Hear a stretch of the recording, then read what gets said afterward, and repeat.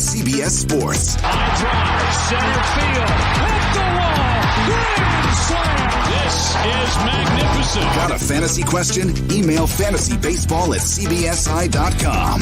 Get ready to win your league. Where fantasy becomes reality. Now here's Frank, Scott, Chris, and Adam.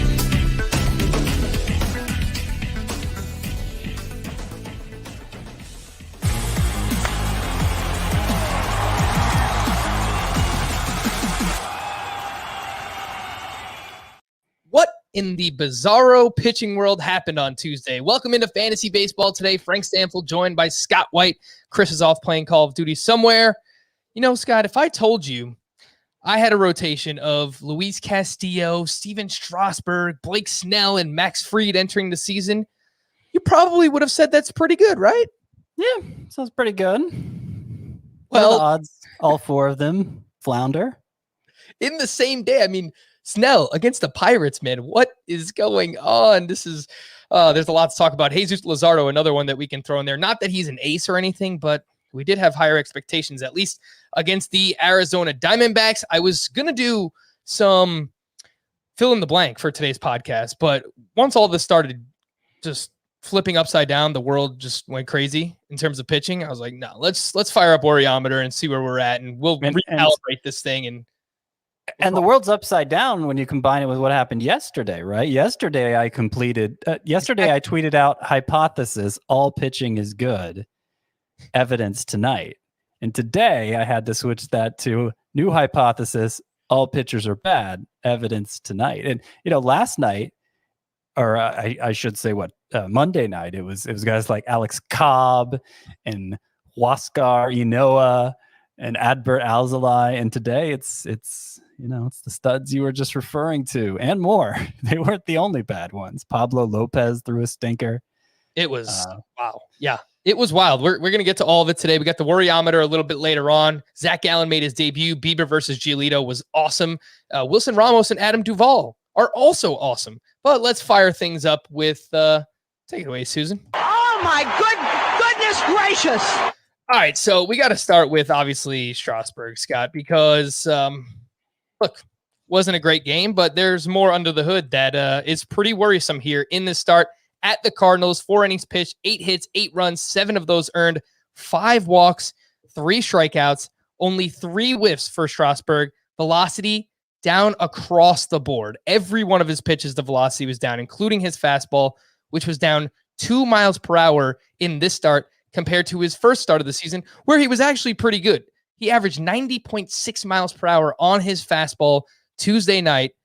And we know he was dealing with some stuff in the spring training, dealing with the calf, but man, I don't really see how a calf injury would affect your velocity, at least not this much. So what are your thoughts about Strasburg here, Scott? And we'll just get the Wariometer started early. How worried are you about him at this point? Yeah. I mean, based on what we know right now, maybe like a 6. I'm pretty worried. Most of these bad starts that we've referred to, I don't make much of it. But Strasburg is the one I definitely do. You mentioned the drop in velocity. You know, we were already accepting, okay, he may only be a guy who throws 92 now instead of 94, 95 on average. But if it's 90, closer to 90, we saw it tonight, that may not go so well. But he seemed like he may have been favoring his neck or his shoulder. He wasn't finishing his pitches. It didn't look like it looked like there may have been another health issue at play in this one. And, in addition to just the drop in velocity, it might explain the drop in velocity. And of course, Strasburg is no stranger to health issues. So we'll have to see what more comes out, but concerning, definitely concerning. Who would you rather have, Scott? Zach Gallen or Strasburg, straight up? Again, based on what I know right now, I got to say Gallen. And Yeah. you know what? I'd probably move Strasburg behind Gallen just based on performance anyway. Gallen looked really strong coming back from that hairline fracture in his forearm. He looked really good. He was one pitcher who performed well today. Yeah, he only went 4 innings, but look, in his debut, 8 strikeouts, only 1 earned run, 12 whiffs on 82 pitches for Zach Gallen. Going up against the Oakland A's, velocity looked perfectly fine. He did use his fastball a little bit more, but it was his first start of the season, and he was throwing curveballs, which is the pitch that was giving him some trouble with that forearm once he suffered the injury. So I'm with you. I'm willing to move Strasburg behind Zach Gallen, and going to do a big rankings update tomorrow. We'll talk about rankings a little bit more the rest of the week, but yeah, I have a feeling Strasburg is going to be dropping quite a bit. Scott, what do you think? Oh my goodness gracious, standout from Tuesday. Well, you brought up Strasburg. I'm going to bring up Max Fried. It's a couple bad starts in a row for Fried. Today's start against the Marlins, 7 earned runs in 4 innings, gave up 9 hits, gave up 2 home runs.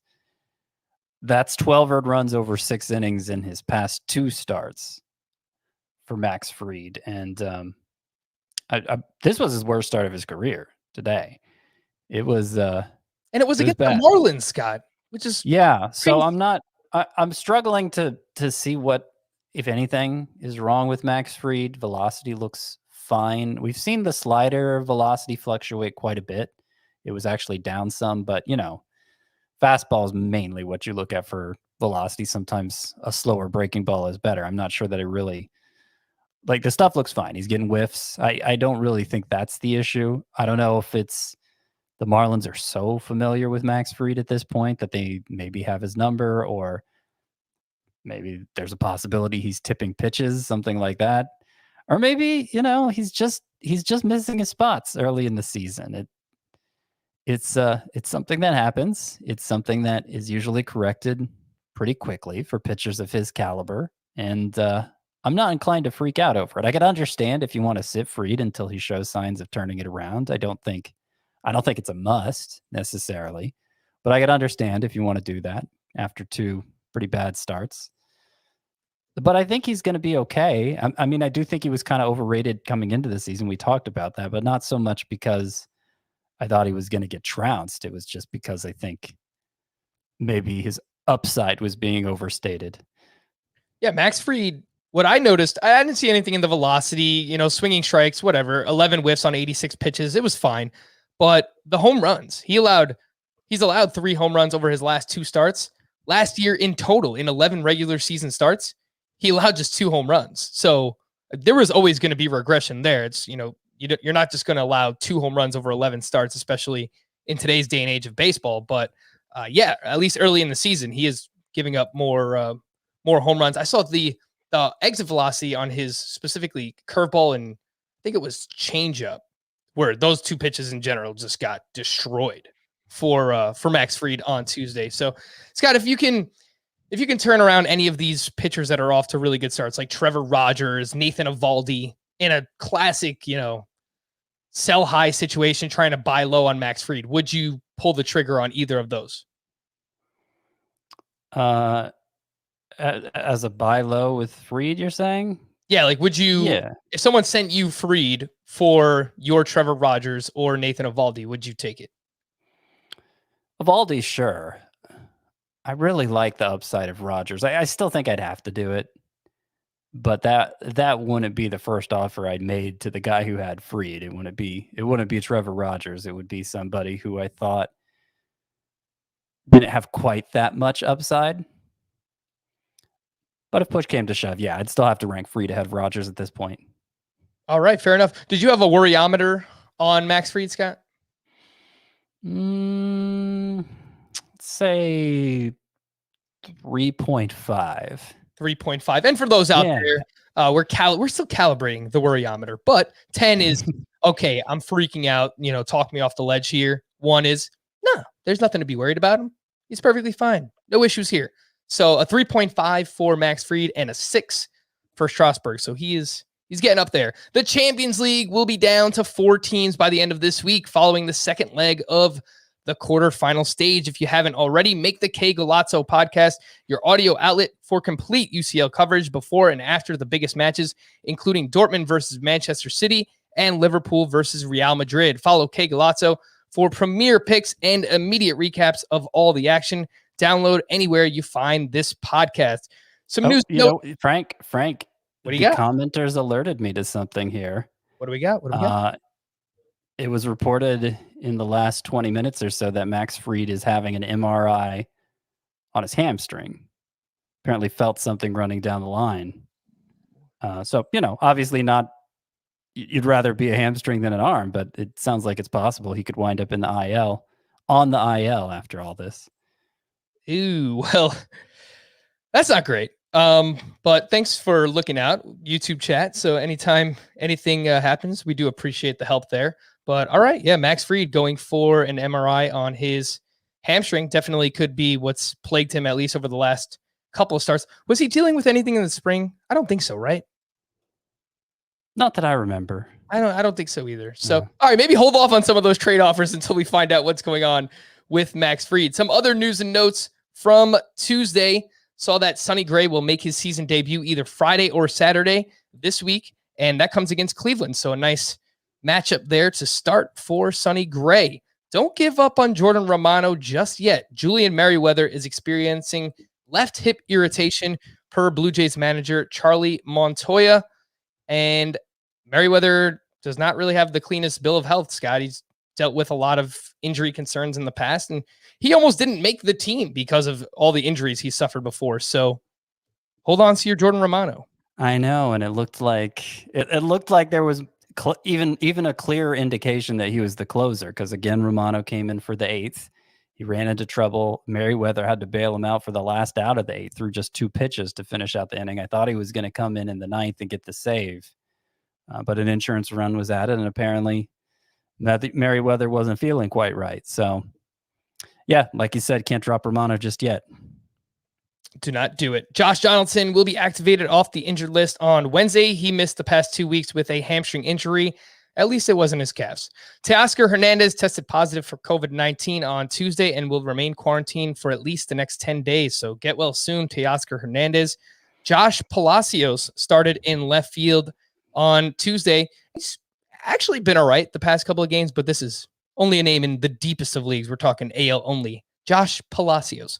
Blue Jays GM Ross Atkins said that Nate Pearson is pain-free after dealing with a groin injury. Scott, Pearson is 52% rostered. What should that number be? I think it maybe should go up to like 60, just because I know there are pitchers rostered in that same range that I feel like I'd probably pick up before Pearson. But obviously Pearson has a ton of upside, and wouldn't surprise me at all if, a start or two into his return, he becomes must-add. Kyle Hendricks was scratched on Tuesday out of an abundance of caution because he wasn't feeling well. He has tested negative for COVID since he was scratched. Alec Mills started in his place. James Paxton is indeed headed for season-ending elbow surgery. We are just a few, what's the name here, Scott? Nick Margavicius? That's how we're pronouncing it, right?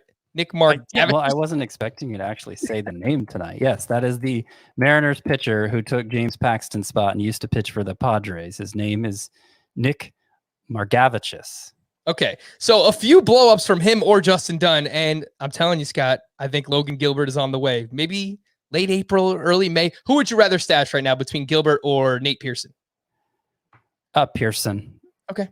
Yeah, I think it's going to be a longer wait for Gilbert. But I got some more news for you, Frank, here. So we're reaching the stage in the night where the beat reporters are actually getting to talk to the players. So okay. I got a tweet here from Mark Zuckerman of MASNsports.com. Not Mark Zuckerberg, but Mark Zuckerman. He says Strasburg attributed his diminished velocity to needing to dial it back some to try to locate better. Says he wasn't synced up the way he normally is. Led to poor command and falling off the mound toward the first base line. So, it sounds like he had some mechanical stuff going on, which is better than an injury. Yeah, I feel a little better. I feel a little better about him now, but I'd rather sit him until I saw him get back on track.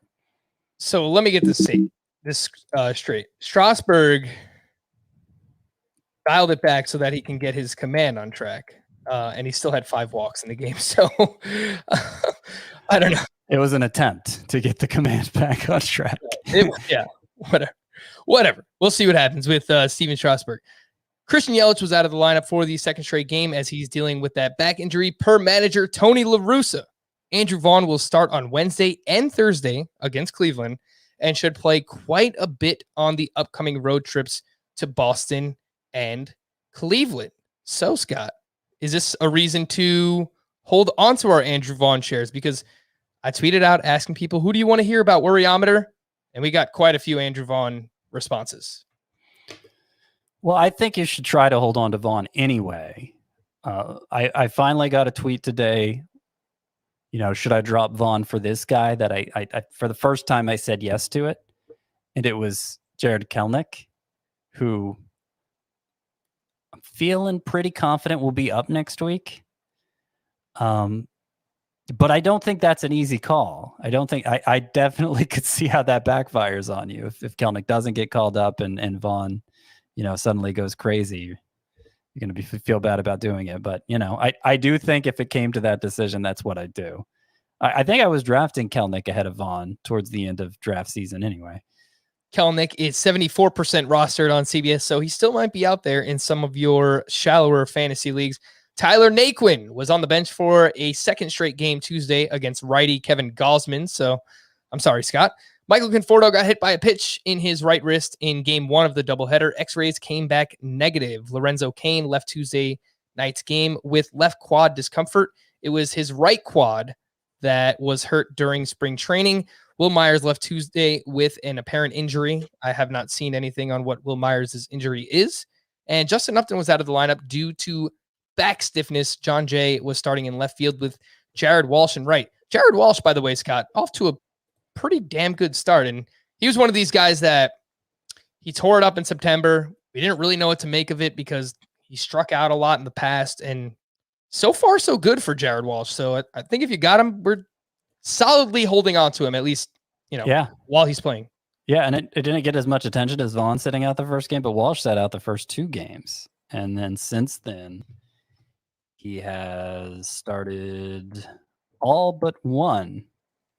Now, the only one he sat out was against a lefty, so don't know that he's entirely out of the woods as far as playing time goes, but 35 plate appearances, only 6 strikeouts. That is similar to the strikeout rate, or certainly a much better strikeout rate than he showed in the minors, more like what he showed when he was crushing it in September. So that's a very good sign for Jared Walsh. Would you rather have Walsh or Vaughn? I think I have to say Walsh at this point. I think so too. So yeah, if anyone is in that dilemma, go with Walsh. Right. Before we get to some other Worryometer pitchers from Tuesday, I do want to talk about some waiver wire hitters. We got to talk about the hitters, Scott. We can't always talk about the pitchers. Adam Duvall, man, you and I talking beforehand, we both dropped him in a 15-team league this week. And of course, this happens. The revenge game against the Atlanta Braves. Adam Duvall goes 4 for 5 with 2 homers, 7 RBI, 4 runs scored, and now has 3 homers over his last 2 games. He is only 10% rostered. This is Adam Duvall we're talking about. And what's just ironic, Scott? Last year, remember he hit 2 3-home run games? One of those came as an Atlanta Brave against the Miami Marlins, and now he just had 2 home runs in a game as a Marlin against the Atlanta Braves. So. Yeah, and Duvall the Duvall giveth, the Duvall taketh away, because not only is there that connection, but I picked up Duvall in, I think, Tout Wars, among other leagues, before he had that 3-homer, 9 RBI game against the Marlins last year where the Braves scored 29 runs. And so that was thrilling. I had him in, I think, TGFBI, one of my 15-team leagues last week, dropped him for this week, missed out on the 2-homer, 7 RBI game, which kind of encapsulates the whole Adam Duvall experience. Like, he's going to hit his share of home runs. It's not going to do much of anything else. And it's going to be sporadic, the production. So it's really testing your patience to see how willing you are to stick with him through the dry spells. And it's going to be hard to do. It certainly in anything shallower than 15 teams. Yeah, I was going to say, what league format are we actually adding Adam Duvall in? He's widely available, but I would say anything deeper than 12 teams with 5 outfielders, sure. I think you could look at Adam Duvall for power and probably not much else. about right. Alrighty, Jed Lowry. Keep it rolling, man. Turn back the clocks here. Jed Lowry went 2 for 4 on Tuesday with a 3-run home run, his second home run of the season. 19% rostered. He plays 6 games next week, 3 of which are in Baltimore. Scott, how imperative is it that you get Jed Lowry on your team? I don't think it's imperative. I think he'll be. I think the production will wind up pretty comparable to if Lowry stays healthy, and that's a big if. But if he does, I think it'll be pretty comparable to Jorge Polanco. I know Polanco's off to a bad start, but still low strikeout rate, high line drive rate. You expect him to hit for average with some amount of pop, and I think we're going to see similar from Lowry if he's healthy. I like that. He's walked 6 times versus 8 strikeouts. He has 5 total extra base hits. These are good signs that he can be a relevant fantasy contributor, but I don't think he's going to be high end. Would you make that swap if you had the decision, Scott? Polanco for Lowry? Wouldn't. No, I wouldn't. Not given Lowry's injury history. And I will just add, if you're in a deeper league and you lost Ketel Marte, obviously Jed Lowry is not going to be Ketel Marte, but can he give you some batting average, a little bit of pop while Ketel Marte is out? Sure. I think that can be a fine replacement there. Wilson Ramos had a double dong on Tuesday and now has 6 home runs entering Tuesday night. He had an 82% hard contact rate, according to StatCast, and the highest average exit velocity in baseball. Scott, Jed Lowry, Wilson Ramos, what is going on? This is. Would you drop? We got a lot of questions tonight. Would you drop any of Buster Posey, Omar Narvaez, Sean Murphy, or Mitch Garver for Wilson Ramos? Okay. So some of those names I think I would. Posey, yes, I'm fine with that. Narvaez, who is also off to a really good start. He is, but I still think I would. Sean Murphy, I think that's pretty easy. Garver, I might hesitate. But the kind of leagues where Wilson Ramos is available are probably the shallowest of leagues. One catcher leagues. Right. One catcher leagues, shallow leagues, the sort where if you drop Garver, you're probably going to get another shot at him later. Yeah. I think I would drop any of them for Ramos. I don't. Average exit velocity 101.2.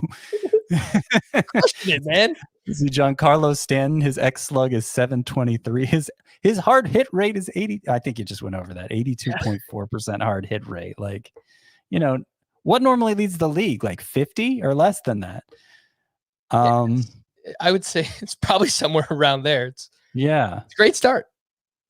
Yeah, it's obviously unsustainable. But at catcher, everything you can, you don't have to be that tied to a catcher unless it's obviously somebody like JT Real Muto. So yeah, write it out with Ramos for now. I like it. One catcher. He has a track record of being good, not this, but pretty good offensive contributor. We will drop in one catcher leagues: Posey, Narvaez, Murphy, Sean Murphy, and Mitch Garver for Wilson Ramos. Scott, 2 veteran corner infielders. Eduardo Escobar went 2 for 4 on Tuesday. He has multiple hits in 4 of his last 5 games, 68% rostered, so might be out there in some points leagues. Joey Votto, back-to-back days with a home run. He is 52% rostered. Which veteran corner infielder do you like more? Definitely Votto. In fact, I'm having some remorse here for dropping Joey Votto, especially since it's a league where strikeouts count a full -1 for hitters as opposed to -0.5 like CBS standard. But Joey Votto, apart from these 2 home runs the last 2 days, off to a slow start. But if you look at his expected stats, the quality of contact he's making, his expected stats, 318 batting average, 564 slug. And he's striking out only 11.6% of the time. I think there may be truth to the idea that we're going to see a reemergence of Joey Votto this year, given he's made a concerted effort to drive the ball more after being a little too focused on reducing strikeouts. Ironically, his strikeout rate right now is as low as it's ever been, but he said he got too focused on that and kind of neglected hitting for power as a result of it. And then we saw him change his approach midway through last season, had an awesome September. Hitting the ball really hard so far. Good expected stats. I think he probably needs to be rostered in most leagues. Scott, rank Votto, Jared Walsh, and Andrew Vaughn. I think I still have to put Votto last to that group. It's a shame you can't roster everybody. This is why you get paid the big bucks, Scott, to answer the tough questions. Worryometer. Oh, not yet. Actually, one more name. Renato Nunez. He has homered in back-to-back games. He was just recalled for the Detroit Tigers. He's only 5% rostered, so this is more of a deep league play, Scott. But I'm wondering, do you think he's going to play every day once Miguel Cabrera returns? I'm sure one could DH and one could play first, but he's looked good so far. He has looked good, and I don't think performance should have ever been in question for him. I mean, back-to-back years with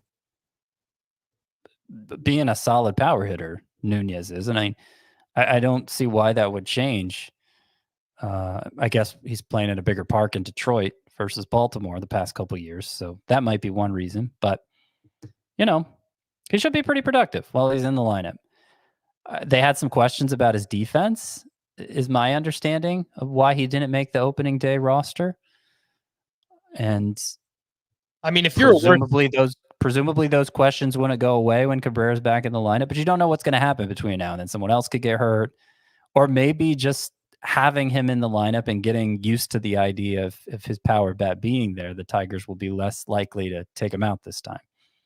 Look, I love Miguel Cabrera as much as the next guy, but if you're a worse defender than him, then you've got some issues, man. So if Renato Nunez can't get at first base, then yeah, something's going terribly wrong. But in deeper leagues, look out for Renato Nunez.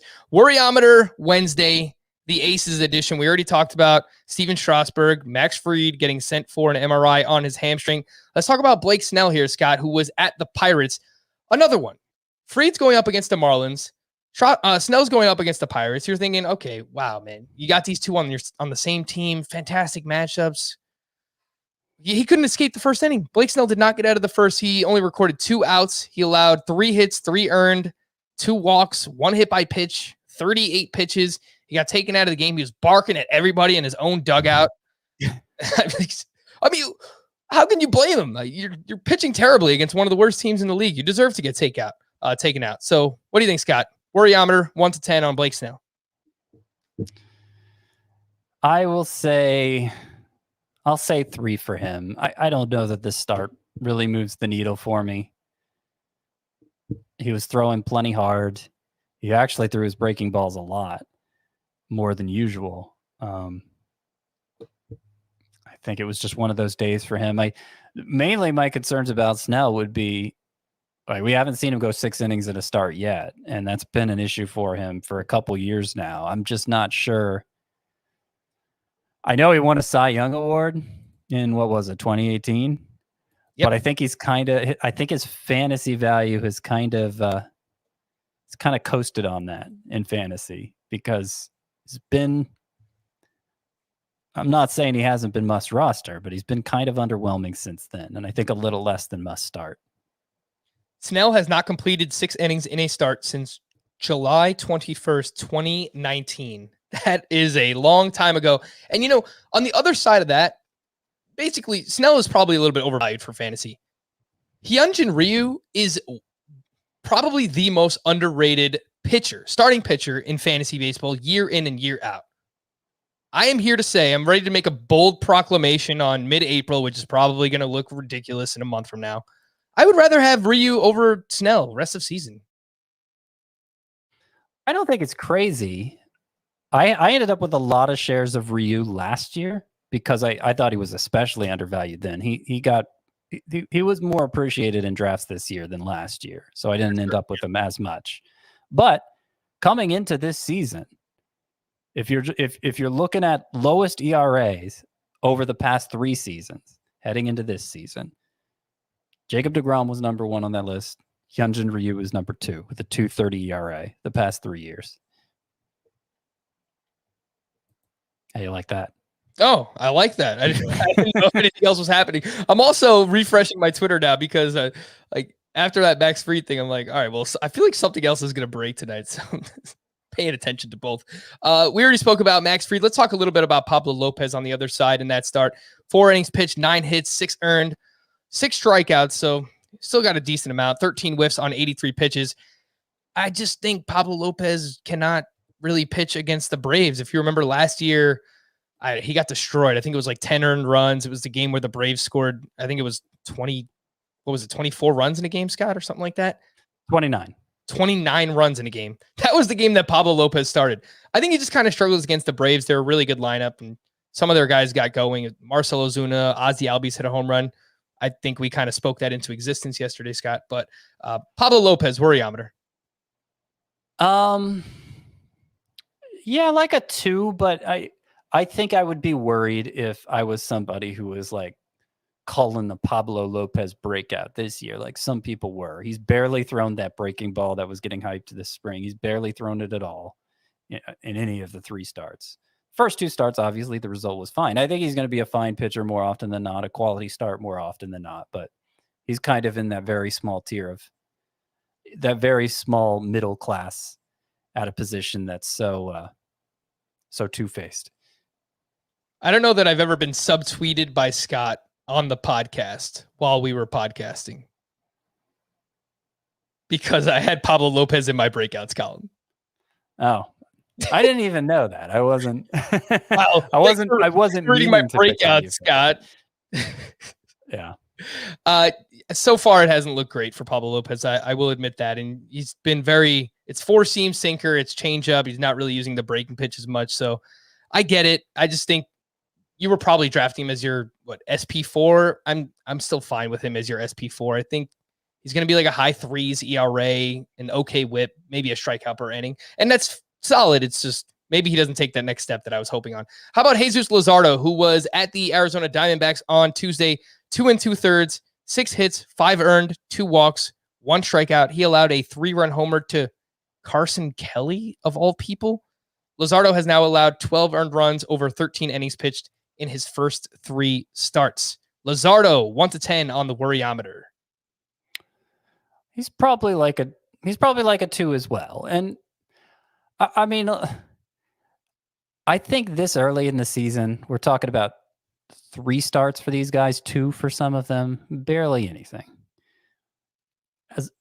I think really the main things that would worry me for a pitcher this early in the year is if they don't seem to be throwing as hard as they normally do, like they've lost stuff, or I didn't believe that they were good in the first place and it's kind of being confirmed already. Those would be the main things that would worry me about a pitcher, and Luzardo doesn't fall into either of those categories. There is something weird going on with him where he's throwing his 4-seam fastball like 2/3 of the time.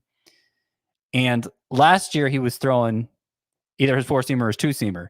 Combined, he was throwing them only like 50% of the time. So for some reason, he's leaning way more on the fastball. And that pitch was responsible for a .552 slugging percentage last year. So I'm not sure why Luzardo is doing that, why he's not throwing his breaking ball and his changeup as much. But I trust, somebody's going to reveal this to him, and he's going to go back to, if he doesn't figure it out himself, go back to mixing his pitches in a way that makes more sense. I've noticed a few pitchers so far this season, Scott, are relying on the fastball heavy. I think Jacob deGrom has barely used his changeup through his first 3 starts. He probably just doesn't need to because he's the best pitcher in baseball. But there's been a few other pitchers that are really going fastball heavy early on, and I wonder if that's what Luzardo has been doing. But yeah, I agree with you. I mean, his breaking pitch and his changeup was really good last year for him in terms of whiff rate. So I think if he just does that, like, he's probably going to turn it around. I think if anyone's freaking out about Luzardo, definitely looking to buy low on him. Yeah, I would agree. Yeah, fastball is obviously what they threw most in spring training, and they weren't working in their secondary pitches until deeper into spring training. And it may just be that he doesn't have a feel for them quite yet. But either way you look at it, that's something that will correct itself in time, I believe. So I would agree with you that Luzardo strikes me as a buy low right now. I'm not saying you have to keep starting him.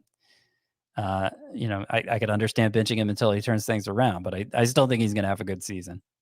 He does have a 2-start week next week against the Minnesota Twins. Don't love that one. At Baltimore, That's obviously a better start there.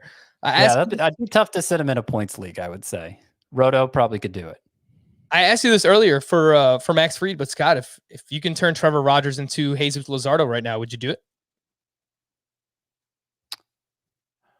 I would be less likely to do that. That's a tough. Would you? Would you, Frank? I'll turn it right back around on you. You can't answer my question with a question, Scott. That's not how this works. Sure, I can. I'm inclined to say no, just because we really don't know who Luzardo is yet, and it's kind of the same thing with Trevor Rogers. Like what's stopping Trevor Rogers from being what we thought Jesus Luzardo was going to be? There's really nothing. It's just Luzardo's been up longer, and he looked good at times last year. He hasn't looked great yet. He has a lot more prospect pedigree than Rogers. I get that. Mm-hmm. I still have Luzardo ranked higher than Rogers, and I'm going to leave it that way. I wouldn't do that trade. I would not trade Trevor Rogers for Jesus Luzardo. Is that fair?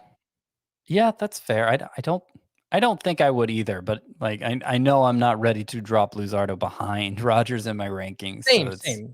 Yeah. But they're getting closer. The gap. Yeah, they're close. They're pretty close right now. Last but not least, Luis Castillo was at the San Francisco Giants. It seems like I have to do a weather check every time Luis Castillo's pitching now. I don't know what the weather is in San Francisco, but Luis Castillo was not really good on Tuesday. 5 innings pitched, 7 hits, 4 earned runs, 2 home runs allowed. They both came in the first inning. 7 strikeouts to 0 walks. I do like that for Castillo quite a bit. 14 whiffs on 98 pitches. Worryometer on Castillo, Scott. 1 at most. I mean, compared to those other starts, this was a gem from Castillo. His velocity was all the way back up. His changeup was whiff-tastic. Gave up a couple home runs. Didn't walk anybody. It's this is just a mess start from a good pitcher. That's all it strikes me as. Yeah, I'm with you. I'd put it as a 1 as well. If anyone's freaking out about Castillo, another one. Don't worry. He is better as the season goes along, as the weather heats up. I think Luis Castillo is going to be just fine. We're going to take a quick break. If you are listening on the video side, don't go anywhere. If you're watching on the video side, if you're listening on the audio side, we will be back right after this with some Worryometer hitters here on Fantasy Baseball Today. Let's start things off with Lourdes Gurriel, Scott, who went 0 for 3 on Tuesday. He's now batting 156. Strikeouts are up a little bit thus far, 1 to 10 on the Worryometer for Gurriel. Basically 1. Yeah, I want to say he got off to a slow start last year too. That sounds right. And I was taking a kind of a victory lap for it because I wasn't believing in him as hard as others were. But then obviously things turned around. Yeah, so through 17 games last year, he was hitting .226 with 1 home run. Things got better, and I think they'll get better again for Lourdes Gurriel. Agreed. How about Trey Mancini? Entering Tuesday, he had a 32% strikeout rate, a 56% ground ball rate. Obviously, look, we don't want to hold him, too accountable. The guy is coming back from having cancer, so it's a crazy situation, obviously, for Trey Mancini. But it seems like maybe a year off. He's going to get off to a slow start here. Scott, are you holding Trey Mancini? Where are you at on the Worryometer? Preferably, I could understand how in a 3 outfielder league, he may be your only way to make room for somebody else who needs to be picked up. But I think it's too early to say whether or not that time he missed, what his body went through, if that cost him something. And it may not even be that. There was some skepticism coming off 2019 that performance was something he could live up to again. It's worth pointing out. But I think we need to see more. I think it's just too early to judge. And that's true for every player, of course. Mm-hmm. Mancini, because of his history, I'd put him more like a 3 or 4, let's say 4 on the Worryometer. But I'm not ready to write him off yet. Dylan Moore, random mid-career breakout last year with the Seattle Mariners, hoping to get a bunch of steals out of him in category leagues. He went over 3 on Tuesday. He's batting 121, and he had a 36% strikeout rate entering Tuesday night's action. And I know you have him in Tout War, Scott. I have him in another 15-team league, so we're keeping him there. But look, in a points league, the guy's striking out 36% of the time. You probably could cut bait with him. Yeah, I almost did in the podcast league, the head-to-head points one, the longer standing podcast league. I almost did this weekend if that particular bid just didn't go through.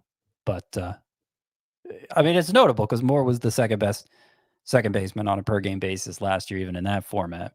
Roto League, obviously the bigger lineup, the need for steals, he deserves a longer leash, but he was one of the more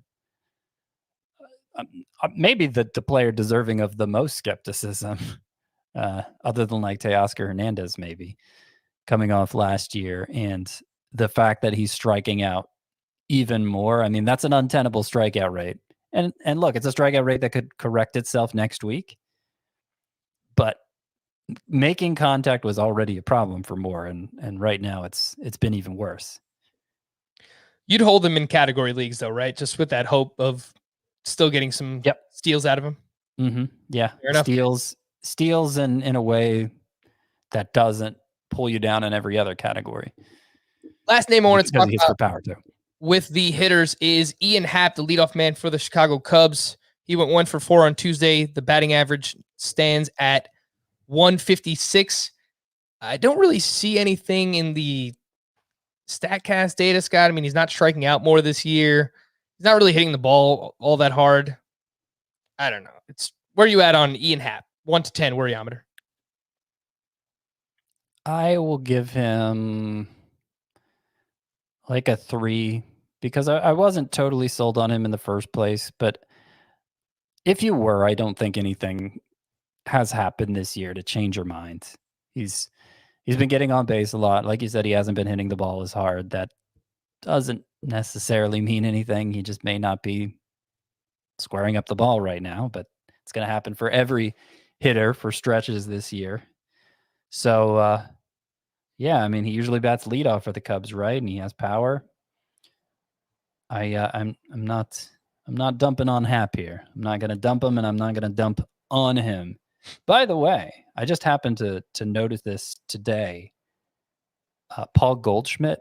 I know nobody's thinking about dropping Paul Goldschmidt, but his numbers don't look great. He hit his first home run today. But he's another one like Joey Votto, where you look at the expected stats versus the actual ones, and you're like, wow, Paul Goldschmidt. There's a lot of reason to think he's going to turn things around here. XBA of 312, X slug of 538, 71% hard hit rate. You know, Wilson Ramos puts that to shame, I guess, but that's about the only player, 71%. Goldschmidt's hitting the ball hard, and I think he's going to be okay. Yes. So if you have him, then everything's going to be all right. I don't really know that you could buy low on him just because he's one of the bigger names still. So if you can, try for it, but it's probably going to be hard to do with Paul Goldschmidt, who just hit his first home run on Tuesday. Email of the day, and I do want to get to a few other emails later on in the podcast. This one's from Corey. I have a question for you that I think will make for a decent discussion. With the new doubleheader rules of only 7 innings per game, do you think it sometimes makes sense to bench guys who are playing in doubleheaders? This only applies for roto leagues in which you have limited games started per position, which usually is most roto leagues. You have 162 games per each position in your lineup, per second base, per third base. Obviously, you aren't benching Ronald Acuna, but if a fringe starter has a doubleheader, do I really want to use up 2 games started for 14 innings of baseball? And I saw this question, Scott. I was like, it's actually a pretty good question. Is that a rule in roto leagues? I don't think I've seen that tracked anywhere. Like there's a games counter. I guess maybe in daily leagues it would make sense. Is that a thing? In the leagues that I've played in, I'm pretty sure that there is a maximum amount of games that can be played at each position in a roto league. I wonder where they keep track of that. Anyway, clearly this is the first time I've considered this. I was viewing it as a good thing because 7-inning doubleheaders versus 9-inning doubleheaders, that means the player's more likely to start both of those games as opposed to sitting one, which you would often see with traditional doubleheaders. I don't know. I mean, how many players actually play 162 games in a season, right? Like, you're probably leaving games on the table at most of those positions.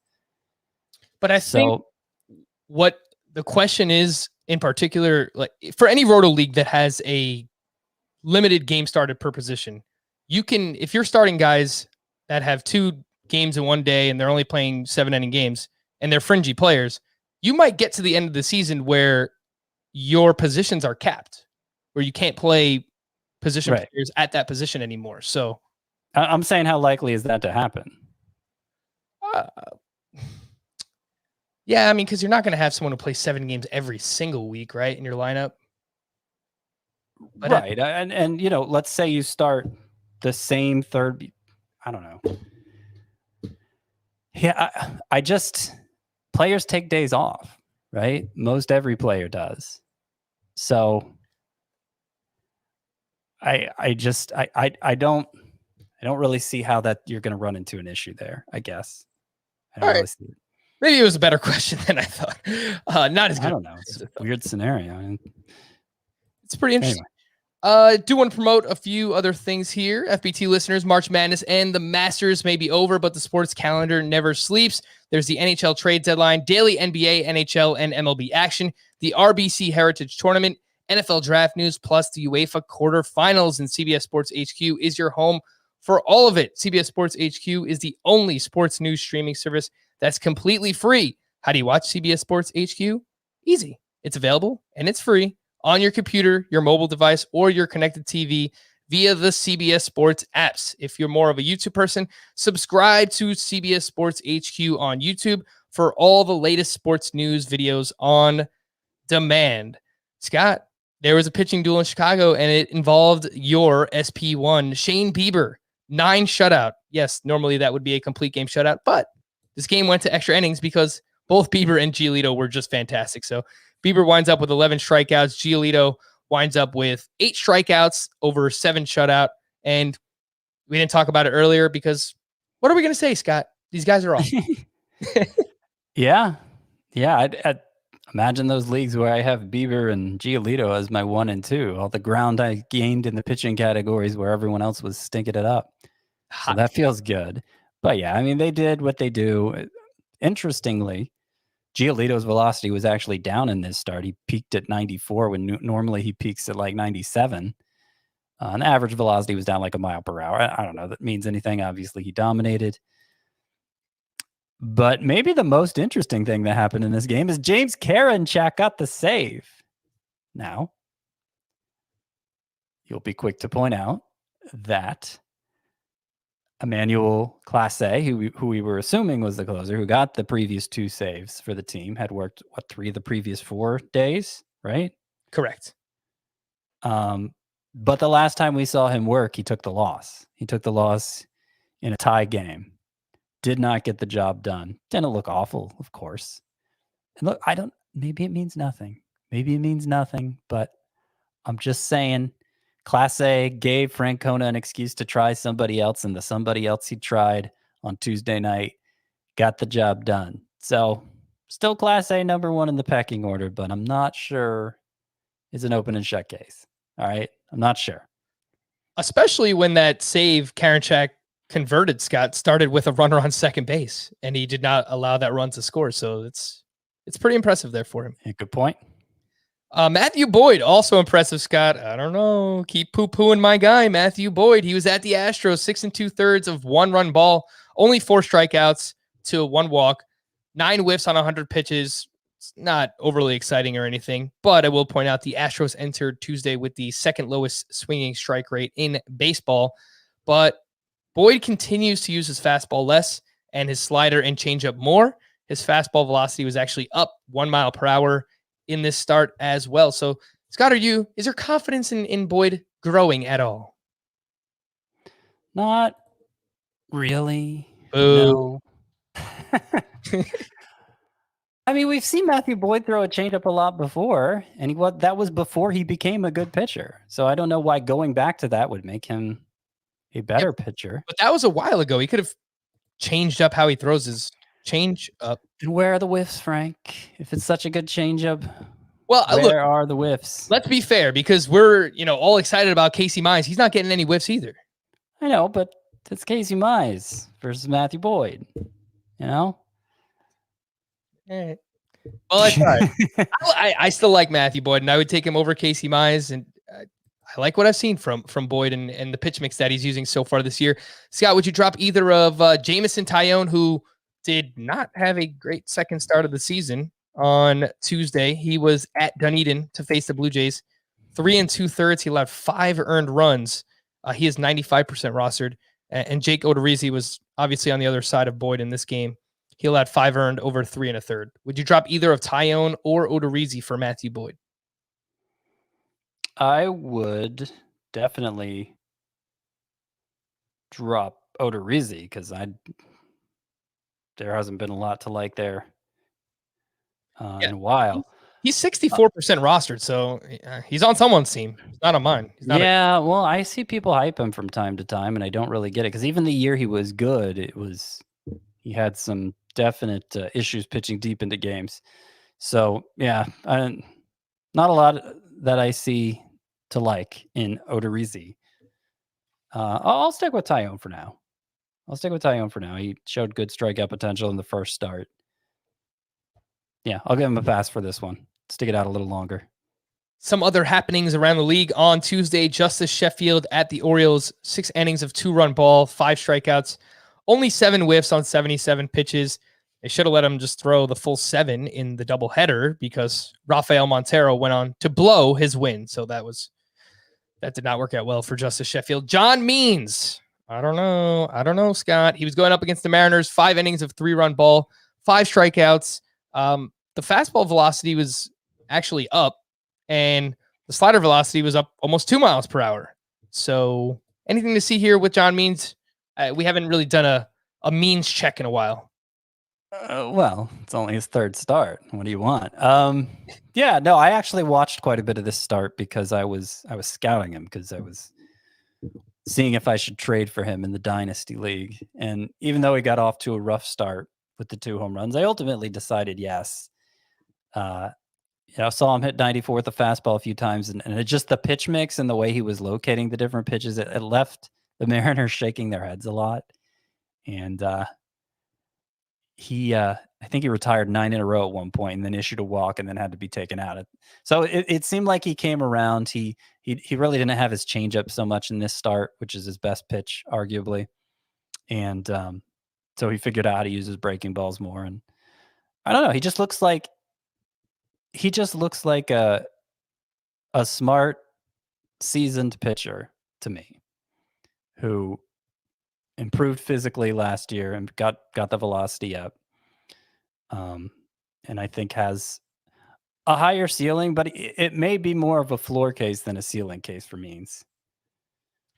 Garrison Wong in our YouTube comments actually said someone in his league just traded John Means away for Jesus Luzardo.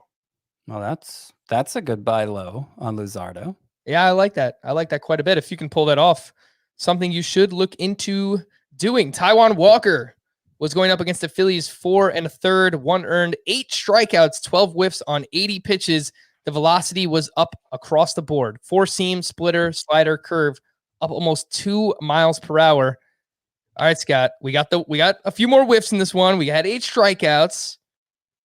Buying in? Yeah. Taiwan Walker? I mean, I still have some skepticism there, but the fact the velocity's up across the board, 2 starts in, that's definitely interesting. I would probably value him on about the same level as Casey Mize. Walker, I think, is pretty universally rostered, actually, which I was surprised about. I was surprised he was as rostered as he was, and I don't know pull it up, but it's fine. At least on our site, it might be different on other sites. He may have had like a really good projection on our site that moved him up in the draft room. That happens sometimes. That's fair. Ramon Laureano leads baseball with 8 steals. That is double the next closest. Garrett Hampson has 4. So his career high was 13. He's up to 8. One of my fill in the blanks, Scott, was going to be Ramon Laureano finishes the season with blank steals. He's got to slow down, right? Does he? I don't know. I don't know. I remember these seasons where Tim Anderson would steal like 9 bases in April, and it's like, this is it, the 40 steal season, and then he'd finish with 17 or something. You just kind of see that playing out. Similarly for Laureano, because it's not, well, we've seen that from Bogarts too. Bogarts has done that before, faked this out with a lot of steals early and then slowed down. I'll set the over-under at 24.5, Scott. What do you think? I'll take the under, slightly under. Boo! I don't even have any Laureano shares, but 8 steals in the first month. If he stays healthy, I think that he could very easily go over that number. Kyle Gibson was at the Rays, 7 innings of 2-run ball. One of those was earned. He only had 3 strikeouts, 9 whiffs on 86 pitches. So I don't think we're excited about Kyle Gibson, Scott, but whenever you stream a 2-start pitcher and you get something like this, perfect. Yeah, that's pretty much sums it up, I'd say. Akil Baddoo had multiple hits and now has homered in back-to-back games, 71% rostered. This number should be like 90, 95%. So if Akil Baddoo is out there in your league, please go get him, because I moved him up into my top 35 in the outfield. Oh my. Top 35. Yeah. Now that's a range of outfielders that I think are pretty easy to cut ties with. It includes guys like Ryan Mountcastle and Clint Frazier. So it's easy to move Baddoo up that high. But still, even in 3 outfielder leagues, I think he needs to be rostered. A few other things. Ryan Mountcastle went 3 for 6 with 1 RBI and 1 steal across 2 games on Tuesday. He has a modest 5-game hitting streak, so Mountcastle looks like he's coming around a little bit. Mitch Haniger had 4 hits across 2 games. He is now batting .311. Looks like he's back. Marcus Strowman against the Phillies, 6 shutout, 4 hits, 0 walks, 3 strikeouts. He had 13 whiffs on 86 pitches. Quality starts in each of his first 2 here with the Mets. Remember, he sat out last season. He opted out. Marcus Strowman did in 2020. Trent Grisham. Looks like he's Trent Grisham. He looks fine so far. 1 for 4 with 2 walks, 3 runs scored. Hit his 3rd home run of the season on Tuesday. The call to the pen. Look at some bullpen situations. Matt Barnes picked up his first save of the season for the Red Sox. Adam Ottavino pitched in the 7th. The Oakland A's. Sergio Romo pitched in the 8th with the A's up 6-5 at the time. Lou Trevino picked up the save in a 7-5 game. Jake Diekman did pitch 3 of the last 4 days entering Tuesday. What do you think, Scott? Is Trevino the guy? Well, it definitely raised my eyebrow that Trevino faced 2 left-handed hitters in that 9th inning.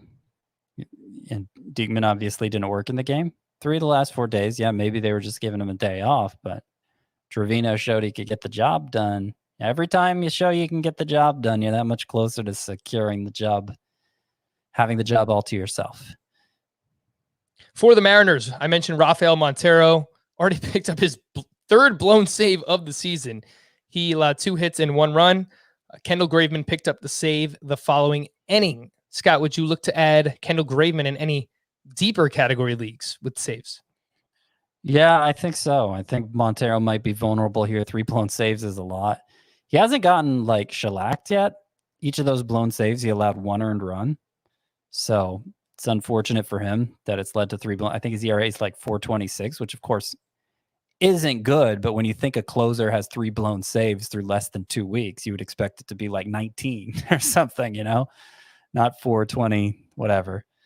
But yeah, I would think I would be a little nervous if I was counting on Montero for saves at this point. Hector Neris allowed 3 hits, a walk, and 2 runs in his save appearance and took the loss on Tuesday. I'm not saying anything's going to happen here, but a gentleman named Connor Brogdon might be the next man up. He pitched the inning before Hector Neris did. Jose Alvarado was used. It's weird because it was a doubleheader. I think it was in extra innings. I think it was like Neris was used in the 8th. Brogdon was used in the 7th. Jose Alvarado was used in the 6th. For the Cubs, Craig Kimbrell recorded a 4-out save, his 3rd save of the season. He looks lights out thus far. So if you took the shot on Kimbrel, so far, so good. To stream or not to stream for Wednesday for those in daily lineup league, Scott, Griffin Canning at the Royals, yay or nay? Yay. All right. Ross Stripling versus the Yankees. Nay. Joe Ross at the Cardinals. Nay. One day after, I believe the Cardinals scored 14 runs on Tuesday, so they just had an offensive explosion. Nolan Arenado, by the way, he looks fine. Brad Keller versus the Angels. Not after the way those first 2 starts went. No. Got to sit Keller for now. I agree with you. Johnny Cueto versus the Reds. That's the second best after Canning, but I still think I'd lean against it in a daily league scenario. Tyler Anderson versus the Padres. Nope. Justin Dunn at the Orioles. Nope. Matt Harvey, the Dark Knight versus the Mariners. Nope. Michael Fulmer at the Astros. Definitely intrigued by what Fulmer does in this start because it's picked up a lot of velocity toward the end of spring training, continued in the regular season, went 4 innings in his last relief appearance, looked really good. So I'm watching Fulmer, but I'm not ready to start him. I agree 100%. A game you should be watching. Kohei Arihara at the Tampa Bay Rays. Nah. David Peterson versus the Phillies. Nope. John Gray at the Dodgers. Not that matchup, no. Let's wrap up with a few questions. This one's from Jacob. Dear Alex, Ron, and John. I don't know. I actually know the answer because he included it in the email, but I didn't include it here. These are the past 3 Red Sox managers. Alex Cora, Ron Renicky, John Farrell. Okay, yeah. I think so. 5x5 categories league. Give up Shohei Ohtani, the batter. Get JT Real Muto. Yeah, I think you have to do that. Real Muto still Ohtani easy bet to be the number 1 catcher. Ohtani is so awesome. This guy, like, I know, I get it. he's so good. Ohtani on Tuesday, what did he do? 3 for 5 with his 4th home run of the season. It was a lefty on lefty homer off of Danny Duffy. So I would do it as well, but man, it is. We didn't mention Danny Duffy. Danny Duffy's velocity is way up, and Talk about him. And he had a great start. 6 1-run innings with 6 strikeouts, 13 whiffs. Yeah, his velocity's up like 2.5 miles per hour. Which it wasn't too many years ago that Duffy was like, we thought of him as like a top 30 starting pitcher, and he was throwing harder back in those days. I don't know. Maybe there's something here. I'm not rushing out to pick him up, but I'm keeping an eye on it. Scott, I mentioned this before. Do you want to get Duffied? Is this the verb Duffy is Danny Duffy goes out. He has 2 great starts on the waiver wire. You pick him up, you put him in your lineup, blows up for 7 runs. You drop him. He's awesome for 2 more starts. You go and you pick him back up. You put him in your lineup, blows up for 7 more runs. This is the way Danny Duffy goes. I don't know. We'll monitor it because the velocity is up, but I've been fooled so many times. This one's from OJ. I have a question about long relievers who can become starters since I own all 4. Michael Kopech, TJ Anton, Jonathan Loizaga, and Garrett Whitlock seem too valuable to be stuck in long relief for long. LOL. Do their numbers say anything about which can actually move to being starters and which are better suited to the bullpen permanently? Well, I don't know that any are. Maybe Loizaga just because he's had so many durability issues. I don't know that he's going to get another chance to start again. And I'll add that Kopech, which is obviously the biggest name of this group, the plan is for him to be in the bullpen all year, just because he sat out all of last year and was coming back from Tommy John surgery. And that's just a good way to keep his innings down. The plan could change. I think that's certainly possible, but it would take some injuries for the White Sox rotation, I think. The one with the best chance, I think, of joining the rotation at some point this year is TJ Anton. And the fact that he went 3 2/3 innings in his last appearance, I think is a good indication that the Reds are keeping him stretched out. So that's the one I'd bet on joining the rotation the soonest. I don't know as much about Whitlock. The numbers are definitely interesting. I'll need to look more into him because it seems like the Red Sox rotation would have some openings at some point. Yeah, I was just looking into Garrett Whitlock's numbers in the minors, and 42 games, 38 of those were starts, a 2.41 ERA, 1.16 WHIP, 201 strikeouts and 205 and a third innings pitched for Garrett Whitlock, who is on the Red Sox. I just found that out. So maybe watch him. He seems pretty good. From Joseph, I can drop Ryan Mountcastle, Andrew Vaughn, Eduardo Rodriguez, or Griffin Canning for Wander Franco. Who is 5 pick from the Yankees was Whitlock. Okay, so Mountcastle. I'm sorry, what was the question? Would you drop any of Mountcastle, Vaughn, Eduardo Rodriguez, or Griffin Canning for Wander Franco? Wander Franco, I think, could be up next week too. I would drop Mountcastle for him. Fair enough. For Scott, I am Frank. Thank you all for listening and watching Fantasy Baseball today. We'll be back again tomorrow. Bye-bye.